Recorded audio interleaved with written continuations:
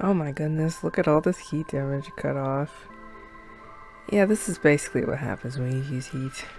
But we're gonna go back to being fabulous.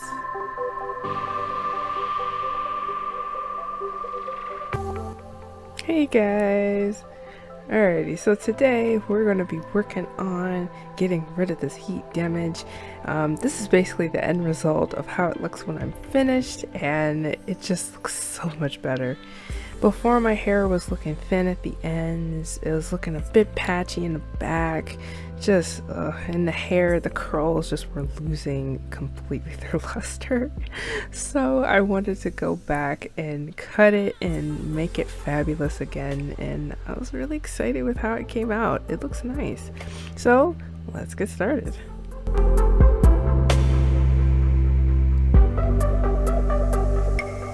Alright, so the first thing you want to do is look for visible signs of damage on your hair. If your hair is severely damaged, there will be some straight pieces towards the ends, or the curl pattern may just be loosened instead. In my case, the curls were slightly loosened, and so I just decided to cut those off.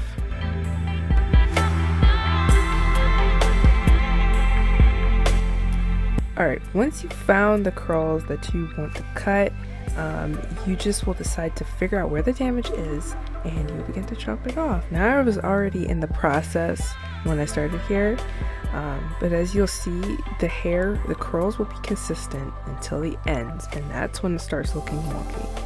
This is actually a really good example right here. You see how the curl looks very, very consistent, but once you get towards the end, it just looks weird and wonky. Yeah, that's where the damage is, right there, and you want to cut that off.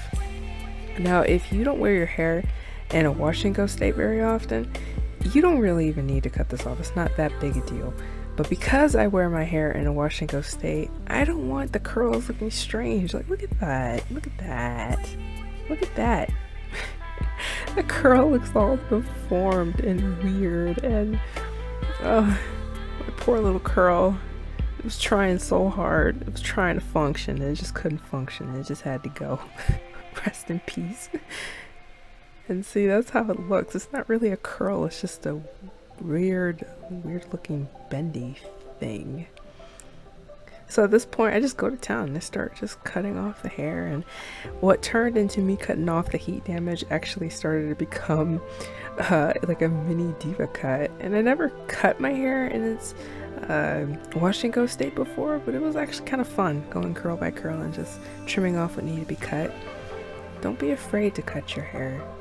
I mean, once I started to cut off the damage, it just was becoming much more bouncy and just lovely and full, and I was actually really happy with that.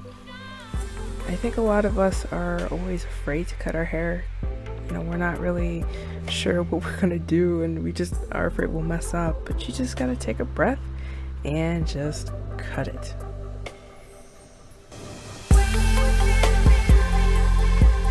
And at this point, you're done! And I was so happy, I was genuinely so excited.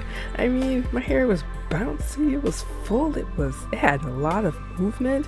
I was really happy. It just surprised me of actually how well it looked, and you know, on camera it doesn't even do it any justice. It just looked amazing, and I was really excited. Finally, it looked great. So guys, give me some love. This was my very first YouTube video, and I'm so excited to share this with you guys. I hope that you guys will stick around for my future videos. I love you all so much, and I will see you in the next one. Bye.